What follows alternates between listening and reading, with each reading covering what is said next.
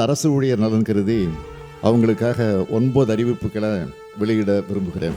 முதல் அறிவிப்பு, கோவிட்-19 பெருந்தொற்று காலத்தில் அரசு நிதிநிலையின் மீது ஏற்பட்ட பெருஞ்சுமை காரணமாக நிறுத்தி வைக்கப்பட்டிருந்த அரசு அலுவலர்களுக்கான ஈட்டிய விடுப்பு சரண் செய்யும் நடைமுறையை 1/4/2026 முதல் 15 நாட்கள் வரை சரண் செய்து பணப்பலன் பெறும் வகையில் மீண்டும் செயல்படுத்திட 2025-26 ஆண்டுக்கான நிதிநிலை அறிக்கையில் அறிவிப்பு வெளியிடப்பட்டுச்சு.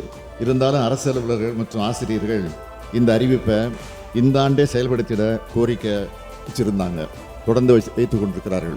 அரசு அலுவலர்கள் மற்றும் ஆசிரியர்களுடைய கோரிக்கையை பரிசீலித்து ஈட்டி விடுப்பு நாட்களை 15 நாட்கள் வரை 1/10/2025 முதல் சரண் செய்து பணப்பயன் பெறலாம் என்பதை இந்த அவையில் மகிழ்ச்சியோடு தெரிவித்துக் கொள்கிறேன். இந்த அறிவிப்பின்படி சுமார் 8 லட்சம் அரசு அலுவலர்கள் ஆசிரியர்கள் பயன்பெறுவாங்க.